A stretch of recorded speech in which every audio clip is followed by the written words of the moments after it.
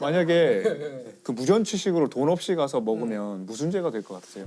돈 없이 무전취식하면 사기? 그러니까 저희 와이프한테 물어봤더니 재물손괴죄래요. 왜냐면 그 집에 있는 많은 우동이 있는데 그거를 그냥 먹었으니까 재물손괴죄다. 재물을 씹어서 없애버린 거지. 손괴는 옆 손님이 이게 잘 나왔잖아요. 이제 뭐 우동 잘 먹겠다 할 때 제가 그냥 침을 탁 뱉어요. 그럼 이제 손괴가 돼버려요. 왜냐면 이 효용을 없애는 게 손괴거든요. 사기죄가 성립하려면 저는 돈이 있으니까 우동을 주시오. 이러면 사기죠. 근데 우동을 주문한 순간 묵시적으로 저는 돈이 있으니까 우동을 주십시오가 숨어 있는 거죠. 아 그래요? 네, 그 의사 표시를 한 거죠. 그럼 사기도 되는 거예요? 사기죠, 사기. 사기예요? 구체적인 사기죄예요. 절도죄가 아니라 사기죄예요. 자, 절도는 범죄자가 직접 가져가야 절도고, 사기는 주인이 내줘야 사기가 되는 거예요. 뭐 만약에 이제 그렇게 한 다음에 군만두 하나 딱 집어요. 옆에 있는 옆선인 걸 집어서 하는 순간 이제 절도가 되는 거죠. 예. 근데 이제 저놈 잡아라 하면서 그 주인이 막 쫓아가서 막 잡을 거 아니에요. 딱 잡았어. 뭐야? 뿌리치지, 뿌리쳤다. 그치. 그럼 이게 폭행이 되잖아요. 그럼 절도가 폭행을 하면 강도죄가 됩니다. 3년 이상의 징역이 됩니다. 아니 선생님 우동 하나하고 만두 지금 한 개 먹었잖아요. 이렇게 얘기하겠어. 또. 이게 레미제라블로 가는 거군요 이제. 폭행죄가 되잖아요. 절도는 벌금도 있고 6년 이하의 징역이라는 건 1개월부터 6년까지의 징역이거든요. 그러니까 뭐 사실상 초범은 그냥 벌금 내고 말아요. 근데 강도가 되는 순간 벌금도 없고 3년 이상의 징역이 돼요. 근데 3년보다 높아지면 집행유예가 안 돼요. 그래서 뭐 초범이고 좀 참작할 만한 사유가 있으면 이제 절반을 깎아주면 이제 1년 6개월에 최소 되는 거예요. 이게 뿌리치는 순간. 근데 이게 뿌리쳐 보세요. 이게 뿌리친 거예요? 좀 더 세게. 이렇게. 아니 감방 간다 그러니까 세게 못해. 그래서 와 이러고 진짜로 이렇게 해서 제가 이렇게 다쳤어요. 그럼 이제 강도 상해가 되는 거예요. 그럼 강도 상해. 이런 식이구나. 네, 강도 상해가 되면 7년 이상의 징역이 돼요. 7년? 아, 그러면 아까 판사가 작년 감경으로 한 번은 반을 감경해 줄 수 있댔잖아요. 그럼 7년에서 반이면 얼마죠? 3년 5개월. 6개월? 1년은 12개월이에요. 알겠어. 일부러 그러신 거 아니죠? 그러니까 저희가 얘기한 것도 다 범죄입니다. 하면 안 되는 일이죠. 저희가 지금 무전 보면 취식을 하면 안 되죠. 하면 안 되죠. 이런 범죄가 정말 저 가벼운 문제가 아닌데 맞아. 그리고 우리가 이제 아주 작은 범죄에도 둔감해지는 게 무섭잖아요, 사실은. 그냥 범죄는 우리 주변에 있고 이런 걸로 그렇습니다. 마무리해 주십시오. 알겠습니다. 알겠습니다. 원하신다면 그러니까 우리가 지금 자존감이 굉장히 낮고 이제 상대의 눈치를 많이 보는 이런 사람들에게서 많이 나타나는 어떤 데이트 폭력의 형태 중에 하나가 통제 행동이라고 부르는 것이거든요. 뭐 상대방의 메시지나 아니면 SNS를 체크하거나 옷차림을 간섭하거나 이런 여러 가지 사실 행동들이 있는데, 그러니까 이런 식으로 하나하나 뭔가 본인의 뜻대로 통제하려는 그 행동들이 쌓이면 이런 것들이 결국 신체적, 정서적 그 성적 폭력의 어떤 그 지표가 될 수 있거든요. 이 상대방이 본인 뜻대로 안 될 때 이제 폭력을 저지르는 이런 케이스들이 많아서 이게 데이트 폭력이 어떻게 보면 좀 너무나 오랫동안 있어왔던 일들인데 얘기가 된 지가 그렇게 오래되지가 않아요. 네, 얼마 안 됐어요. 정말로. 도망가려는 여자의 옷을 잡아당겨 바닥에 내동댕이칩니다.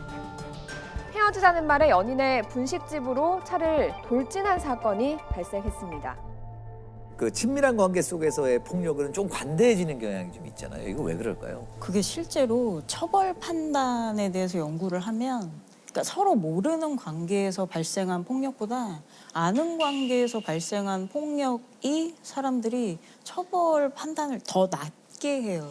아는 관계에서는 그거를 그 사적인 일로 치부를 하거나 두 사람 사이에 있었던 일로, 그래서 점점 이 사회의 추세가, 그러니까 저희가 어릴 때는 그 가족의 문제는 법이 개입하는 게 아니라는 식의 그런 어떤 생각들이 있었던 것 같아요. 그러니까 사랑하는 사이도 가급적 그 법이 여기까지 들어오는 건 아니지 않을까. 물론 인권을 더 우리가 더 알게 되면서부터는 점점 더 국가가 이제 여기에 개입을 하기 시작해서 이제는 사실 부모가 이제 자식의 체벌을 가하는 것도 저희가 어릴 때는 그건 부모의 권리라고 그렇죠. 또는 의무라고 생각한 적도 있었거든요.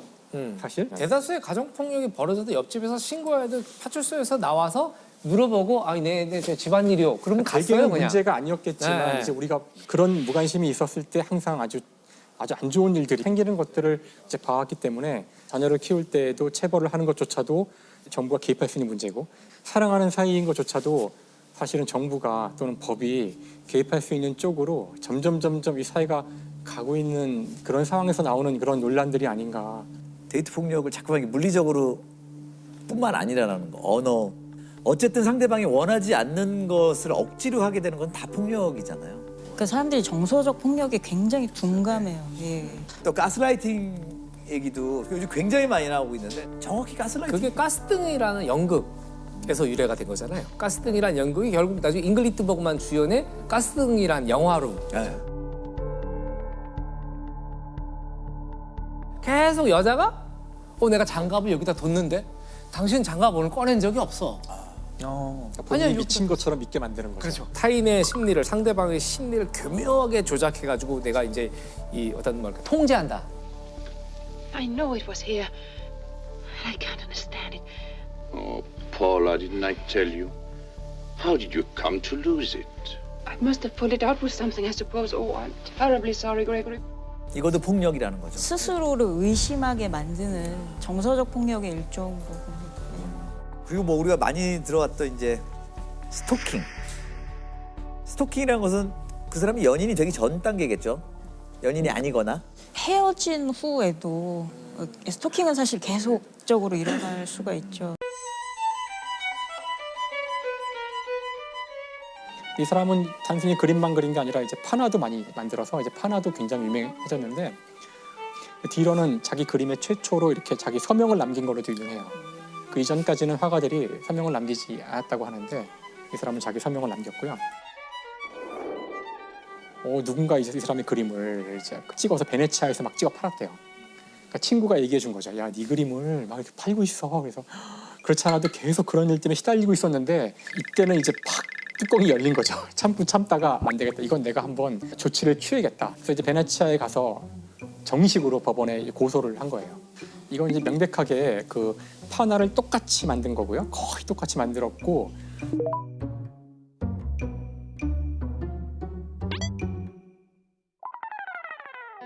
그 재판부의 판단은 그 디러 씨 당신의 그림이 너무 뛰어나기 때문에 그런 마음이 생길 만큼 멋진 그림을 그린 거 아니냐. 자랑스러워해야 된다. 더군다나 이건 똑같은 그림도 아닌 것이 자세히 보면 여기 서명도 다르고 조금씩 다른 부분이 실제로 있기 때문에 면밀히 보면 똑같다고 하기도 힘들지 않느냐. 이거는 범죄라고 보기 힘들다. 그러니까 칭찬으로 생각하라는 거네요. 그렇죠. 위로했네 위로 근데 그냥. 재판관이 할 말은 좀 아닌 것 같은데. 그런 식으로 하면 저는 재판 진짜 쉽게 할 것 같아요. 그러니까 지적 재산권에 대한 개념이 있었냐는 건데 피해자 본인은 어떻게 받아들였어요? 그러니까 피해자 판결을. 뒤로. 그 디러는 이것 때문에 너무너무나 화가 나고 왜냐하면 자기의 노력을 남들이 강탈했다고 생각을 한 거예요. 그래서 디러가 이 판결 이후에 썼던 글이 남아있는데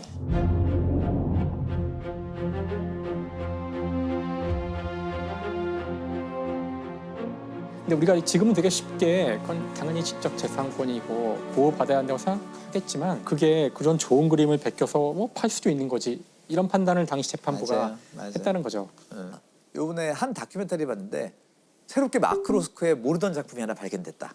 라고 해서 어떤 사람이 갖고 온 거예요. 근데 대가의 모르던 작품이 쭉 나온 거잖아요. 지금은 사망한. 이 사람들이 보니까 그림을 가지고 온 사람의 클라이언트 히스토리를 보더군요. 그러니까 그걸 다 추적하더라고요. 이 사람이 그래서 어떻게 했었고. 그러니까 처음에 이것이 숨겨진 어떤 작품이라고 딱 내놓는 순간 그거 어디서 구했어?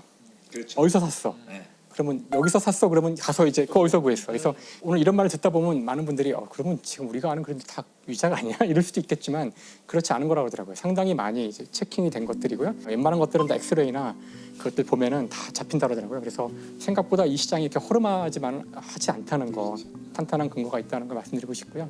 끝으로는 뭐 전체는 부분의 합이 아니다 이런 말이 있잖아요. 사실 미술품이 물감과 캔버스의 합이 아니잖아요. 어떤 작가의 어떤 노력과 글이 만들어진 시점부터 지금까지의 이 시간 역사가 다 들어있는 것이기 때문에 겉으로 보기엔 비슷해 보일지라도 실제 작가가 실제 노력으로 만들어진 것에 많은 의미를 두는 것이 의미가 있고 그것과 유작을 가리는 것도 중요한 의미가 있지 않나 이런 생각을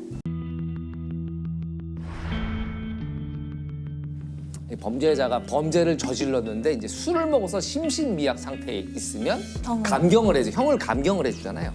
이제 범죄 요건이라는 게 구성 요건, 그다음에 위법성, 책임 이 세 가지가 다 충족이 돼야 되거든요. 여기서 이제 책임이 너무 어리거나 14살 미만이면 책임 무능력자고 책임 중에 하나가 그 심신 상실이나 심신 미약이 있는 거예요. 진짜 제정신이 그 당시에. 아니었던 거. 네, 그 당시에 술을 먹었다고 해서 심신 미약을 인정할 수 있는 거거든요.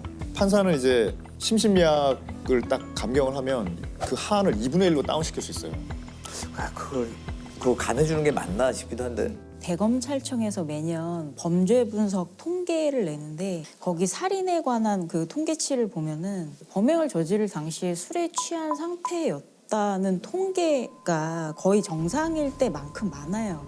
40% 뭐 이 정도. 오히려 그걸 이용하는 사람들이 이제 많아지고 점점 늘어나는 것 같거든요. 그런 사례 때문에. 계속적으로 문제 제기가 되기도 했었는데 근데 이제 2008년에 조두순 사건이 터지면서 검찰에서 무기징역을 구형하거든요.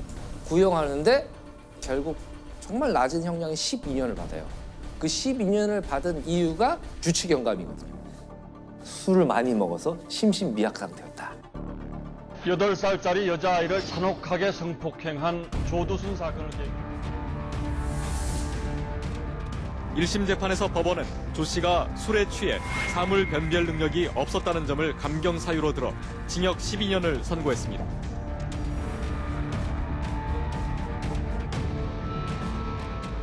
법무부 차량을 타고 서울 남부교도소를 나온 조두순이 경기도 안산 준법지원센터에 도착합니다.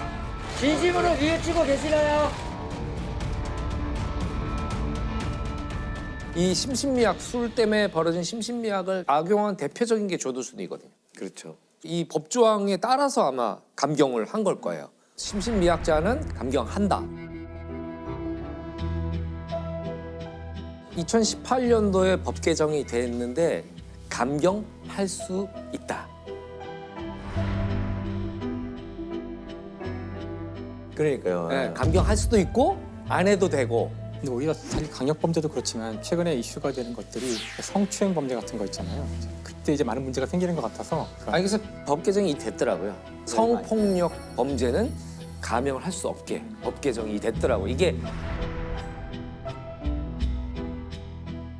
조두순 사건 때문에 그 여파가 미친 거고 이 그나마 늦었지만 아주 잘한 일이라고 생각을 해요. 근데 시는 지금의 기분을 녹여낼 수 있잖아요. 네. 빠른 시간에. 네. 분노라든가 지금의 감정 응어리진 것이 몇 줄로. 네, 맞아. 그러니까 약간 저항하기 좋은 도구였던 것 같아요. 그 시인을 탄광의 카나리아라 그러거든요. 탄광의 카나리아. 왜냐하면 이제 지금은 탄광이 그렇게 위험하지 않지만 이제 19세기 초만 해도 그 화학이 발전하지 않아서 탄광에서 온갖 모르는 그 기체들이 막 나와요. 네. 모르고 있다가 죽는 경우들이 많기 때문에 그런 가스에 굉장히 예민한 새가 카나리아래요. 그래서 그 새가 좀 이상해지면 도망치는 거죠. 그래서 사실 시인들은 아마 그 어느 사람들보다도 시대의 아픔을 누구보다 먼저 깨닫고 거기에 정말 피토하면서 그 공감하는 것 같더라고요. 그래서 시인은 정말 이 사회의 진짜 카나리아구나. 가장 예민한 사람들이구나. 고등학교 때 친구들하고 같이 문예 시동인지를 만들었어요. 그래가지고 한 명씩 편집장을 돌아가면서 그냥 우리끼리 그때는 이제 타이핑 이런 것도 없으니까 이만한 종에다 손으로 쓰는 거예요. 그래서 그때부터 주말에 대학가 서점에 간 거예요. 학교 도서관에서 봤더니 내가 배운 시는 다 똑같은 시들이잖아요. 가가지고 시집을 봤는데 처음 본 시들이야. 난생, 나의 칼, 나의 피, 뭐 죽창이 되어 어쩌고 저쩌고. 그 다시 옆에 거 봤더니 또 그래. 또 그러고 그리고 또 시집 표지는 좀 판화예요. 뭔가 분노하고 있고 절규하고 있는. 80년대죠. 그렇죠, 그렇죠. 네. 그래서 이게 왜 그런가? 왜 그런가? 나중에 대학가 서적을 왔다 갔다 하게 되다 보니까 사회과학 서적하고 인문 서적들을 보게 되는 거예요. 그 중에 지금 생각하면 금서도 꽤 많았고. 근데 보게 되면서 내가 알고 있는 세상과 TV에서 얘기하는 세상이 달라. 그래서 그때 느낀 거예요. 언론이 침묵을 하니까 시인이 펜으로 소리를 치는구나. 그렇죠. 그게 시였던 거예요. 맞아요. 마치 우리 일제시대 때 시인들이 침묵 속에서 어둠 속에서 글로 저항했던 것처럼 군사 정권에 그렇게 저항하고 있었는데 그게 완전히 나를 사로잡은 거지. 이렇게 시라는 거는 시인이 자기 입속에다가 손을 넣어서 내장 끝에 있는 가장 남한테 보여주기 싫은 걸 꺼내서 이 탁자 위에 올려놓는 거라는 생각을 하거든요. 좋았어요 지금. 요거 자르면 안 돼? 벌어지는데 이제 1980년대 재판이에요. 진화론과 창조론을 학교에서 동등하게 가르쳐야 한다는 법인데 역시 이것도 남부예요. 남부 지역인데 그게 이제 생물학 선생님 입장에서는 이거 말도 안 돼.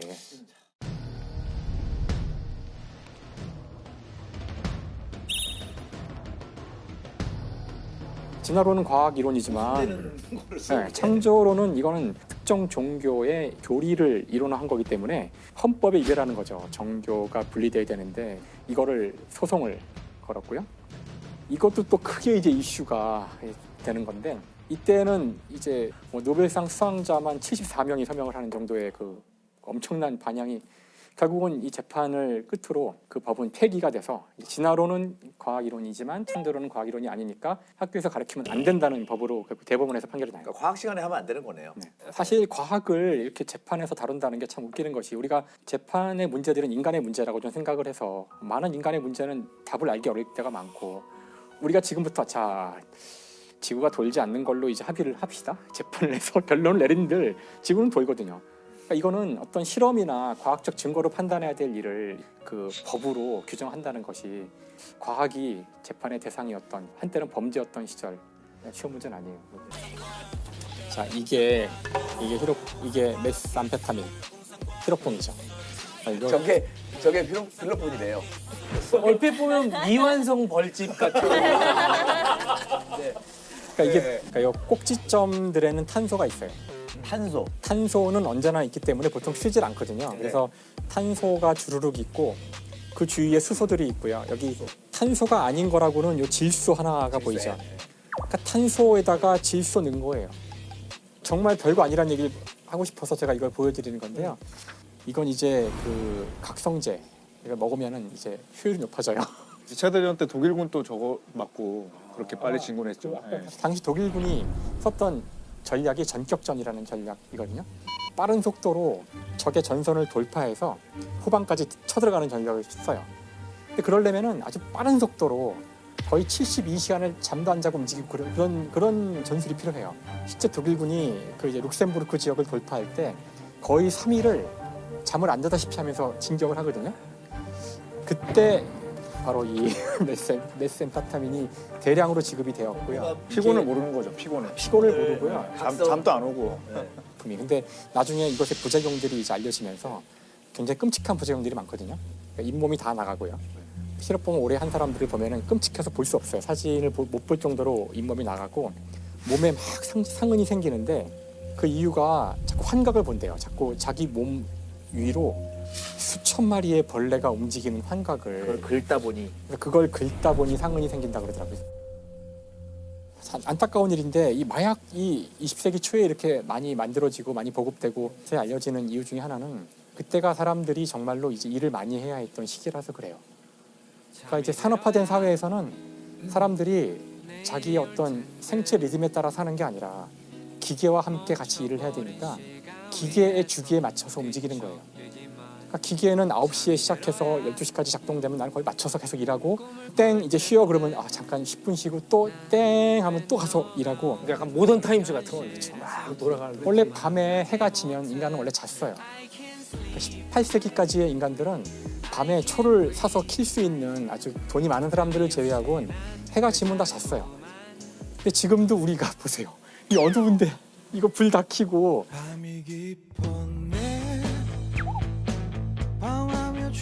이렇게 인간을 자기의 자연의 리듬에 맞지 않게 일을 시키기 위해서 초기에 필요했던 것은 바로 이런 약물이었던 거예요. 저희는 메스암페타민 없이 지금 이렇게 열심히 일하고 아니죠. 합법적인 이제 곧 마약인 우리 커피 줄 거예요. 커피. 근데 선생님 갑자기 제가 궁금한 게 필로폰은 이름이 왜 그럼 필로폰? 필로포노스란 단어에서 온 건데요. 저희가 이제 필로소피라고 그래서 이제 지혜를 사랑한다. 필로가 사랑한다는 거잖아요. 좋아한다. 뒤에는 포노스가 노동이에요. 노동을 사랑한다. 그러니까 이건 처음부터 이거 먹고 일하란 거예요. 먹고 이래요. 우리가 먹는 이 커피도 마찬가지지만 우리를 더 노동시키려고 약물이 쓰이고 있는 거죠. 여기 다 그러면- 커피 중독자들 아니에요? 아까 저기 우리 방송 열심히 하라고 이만큼 갖다 놨더라고요. 저기 뒤에 가니까 커피가 이만큼 쌓여 있고 그래서 물어봐요. 커피 드실래요? 이거 지금 필로포너스야. 우리 지금 일 시키려고.